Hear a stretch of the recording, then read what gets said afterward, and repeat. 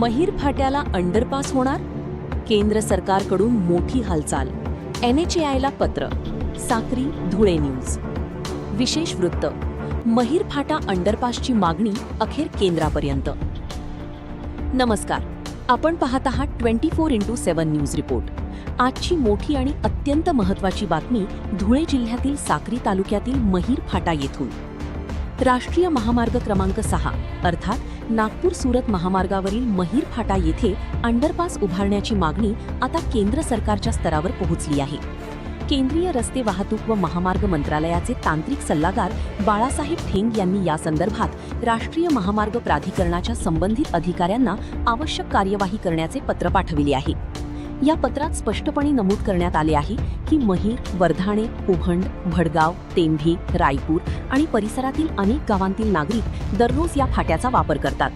वाढत्या वाहतुकीमुळे महामार्ग ओलांडणी अत्यंत धोकादायक बनली असून नागरिकांच्या जीवितास गंभीर धोका निर्माण झाला आहे. महिर गावाची स्मशानभूमी महामार्गाच्या दुसऱ्या बाजूस असल्यामुळे अंत्ययात्रेदरम्यान ग्रामस्थांना महामार्ग ओलांडावा लागतो. या ठिकाणी सुरक्षित मार्ग नसल्याने अनेक अपघात झाल्याचेही पत्रात नमूद करण्यात आले आहे. राजकीय व प्रशासकीय हालचाल. माजी केंद्रीय संरक्षण राज्यमंत्री डॉ. सुभाष भामरे यांनी या प्रश्नाची गंभीर दखल घेत संबंधित यंत्रणेकडे पाठपुरावा केला. त्यानंतर केंद्रीय रस्ते वाहतूक व महामार्ग मंत्रालयाकडून ही पत्र जारी करण्यात आले असून राष्ट्रीय महामार्ग प्राधिकरणाला NHAIला नियमानुसार पुढील कार्यवाही करण्याच्या सूचना देण्यात आल्या आहेत. स्थानिक नागरिकांची अपेक्षा. महिर फाटा येथे अंडरपास झाल्यास हजारो नागरिक, विद्यार्थी, शेतकरी आणि वाहन चालकांना सुरक्षित प्रवासाची सुविधा उपलब्ध होईल. तसेच भविष्यातील अपघात टाळण्यास मोठी मदत होईल अशी अपेक्षा परिसरातील नागरिक व्यक्त करत आहेत.